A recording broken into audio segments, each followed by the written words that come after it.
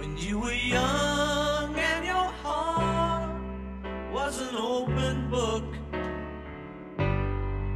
you used to... Well, Sherry, it's how a young dentist and businessman started his practice.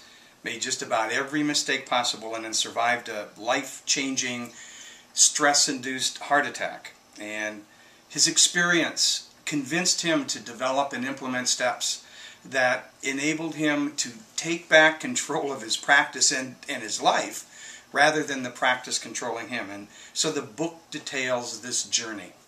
Well, one of the questions I think I'm interested in, and I think some of our listeners are interested in, how do you know if your dental practice is killing you? So, how to know if your business is killing you? Take a moment right now to consider a checklist that I'm going to run through here. And ask yourself if you've ever experienced any of these warning signs. So, check off those that reverberate with you and just make a mental note. So here's the first one. You find it difficult to get a good night's sleep because you're thinking or worrying about your business. Another one is your attention is on home when you're at work and then on work when you're at home. So we've got them flip-flopped. Another is you tell your spouse that they're number one in your life when silently, quietly, what you really know is that you're more focused on the success of your business. After all, it's who you are. Another one is you act happy and content on the outside when in reality, inside, you're churning and you just never feel like you're in control.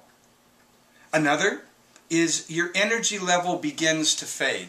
And you make excuses when you know you've not been taking good care of yourself and you pass it off as something else. Here's another one.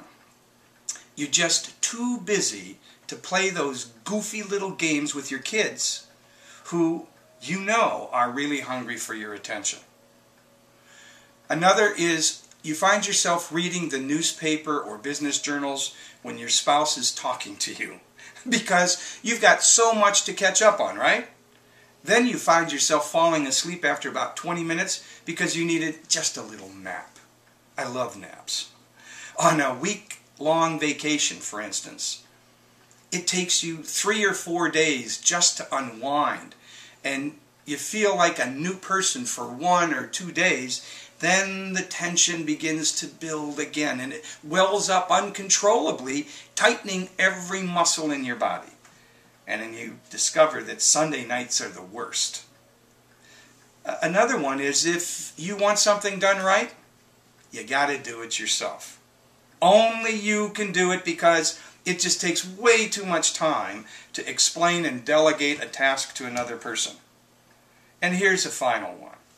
You hear this little voice in your head and it says this: I don't need anyone else. I'm smart enough and I can do it all on my own. So let me ask you, how many of these did you check off? If you checked off just a single one, it's a red flag. So I encourage you, don't pass this off as inconsequential. The accumulation of these signs slowly and insidiously over time, I can assure you, can be deadly because it almost took me out. Dr. Ron, these are amazing, and as you went through the list, I can certainly see how some of these apply to a lot of us.